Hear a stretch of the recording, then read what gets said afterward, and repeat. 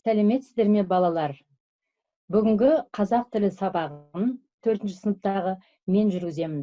Менің аты жөнім Абилова Роза Жұмабек қызы. Алматы қаласындағы Зерде мектеп гимназиясының бастауыш сынып мұғалімімін. Біз қазақ тілі сабағында өткен сабақтарда етістіктің шақтарымен таныстық. Енді осыны есімізге түсірейік. Етістіктің іс-әрекетті жүзеге асыру мезгілін, яғни уақытын білдіретін бұл етістіктің шақтары. Соған орай етістіктің 3 шағы болады. Осы шақ, өткен шақ, келер шақ.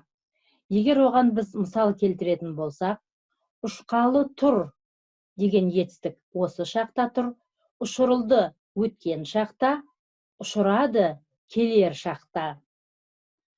Енді біз сол жұрнақтармен және олардың көмекші сөздерімен танысайық.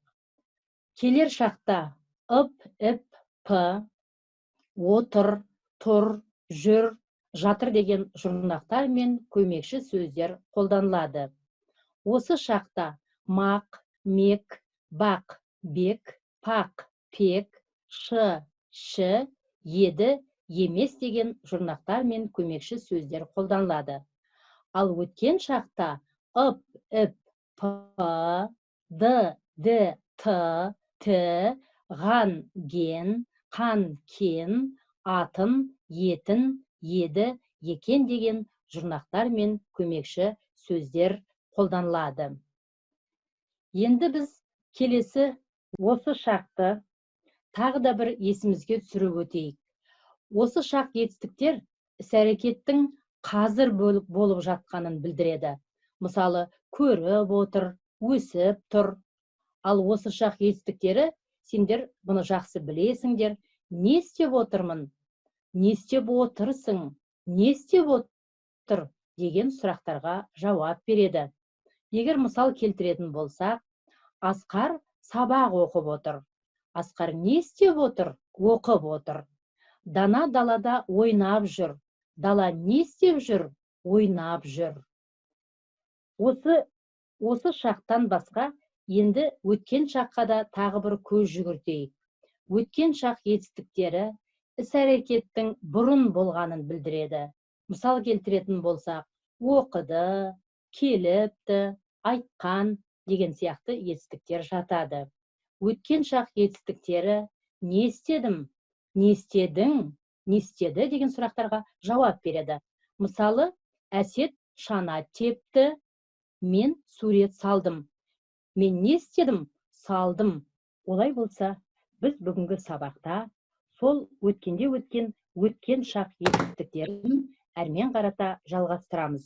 Және орындалған арман атты мәтінменен жұмыс жасаймыз.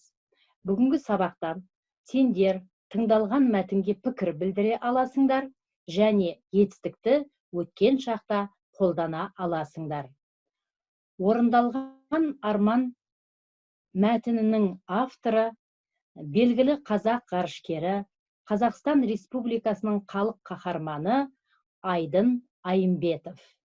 Енді балалар, мәтінді тыңдауға кірісеміз. Мәтінді тыңдамас бұрын тыңдап отырған мәтіннің етістіктерді жазып отырасыңдар. Алдарыңа қағаз бен қалам дайындап, етістіктерді жазуға дайындалыңдар.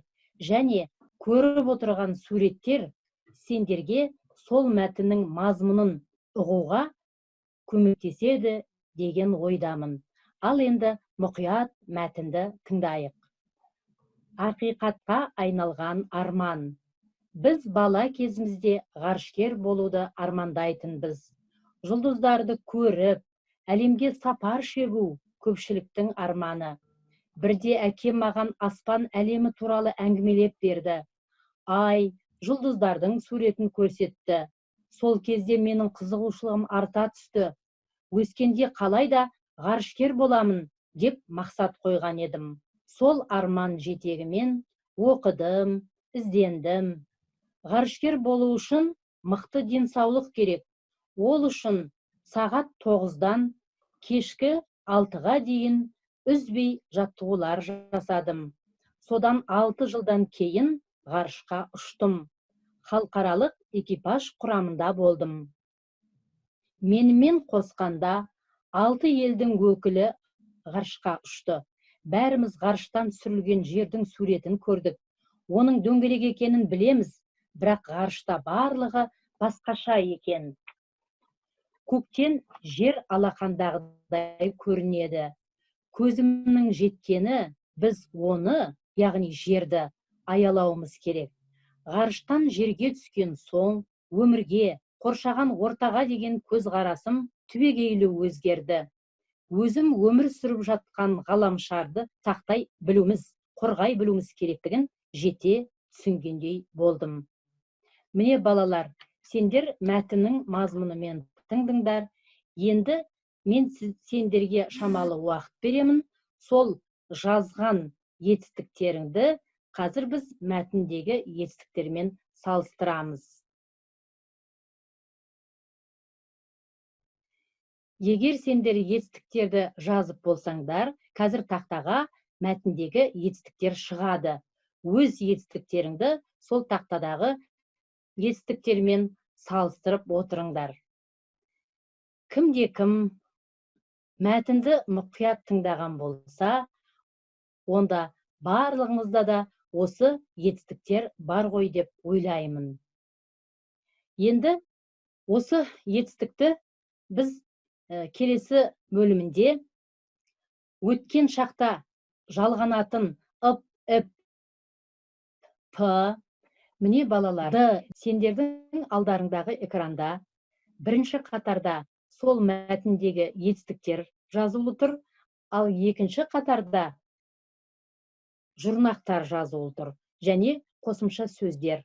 Енді біз оған сәйкестендіру сызығымен соларды көрсетейік. Армандады. Қандай жұрнақ шығар екен көреміз. Яғни да. Көрсетті. Көрсетті. Т. Әңгімеледі. Д. Келесі қойған едім. Ған жұрнақ. Және келесі едім ол қосымшасы. Әрі қарата оқыдым етістігіне, оқыдым д жұрнағы, көрдік д жұрнағы, болғандықтан деген етістікке қазір ған жұрнағы жалғанған екен, үйренгенміз деген етістікке ген жұрнағы жалғанған, және өзгерді етістігіне д жұрнағы жалғанған. Яғни біздің мәтіннен тапқан етістіктеріміз өткен шақтың етістіктері екенін балалар сіздер де тақтадағыны көре отырып дәлелдей алдыңдар. Бұл жұмысты өте жақсы орындадыңдар деп ойлаймын. Енді келесі тапсырмамыз біздің бұл сабақта алған білімімізді қорыту мақсатында тест сұрақтары құрастырылған болатын. Сол сұрақтарды орындап, Білген Академи сайтына кіріп, осы сұрақтарға жауап берулерің керек. Одан басқа үйге мынандай тапсырма аласыңдар. 84-85 беттегі 19-20 жаттығуды жазу, және 85 беттегі 21 жаттығуды ауызша орындау, және 83-84 беттегі мәтінді түсініп оқу. Мен енді 21 жаттығуды қалай жасау керек, оны қазір сендерге көрсетемін. Міне алдарыңда карта тұр. Осы картадан төмендегі 10 жұлдызды тап. Мысалы, бірінші нөмірлі жұлдыз картадан F, E болып белгіленген. Қазақша әріптермен Ғ, Е болып белгіленген. Қалған 9 жұлдызды осы бірінші жұлдызды қалай таптың, сол ретіменен табу. Сонымен біз бүгінгі сабағымызды аяқтаймыз. Барлықтарыңда етістіктің өткен шағын түсінді деп ойлаймын. Және мәтінменен жақсы жұмыс жасап, келесі сабаққа дейін қош сау болыңдар.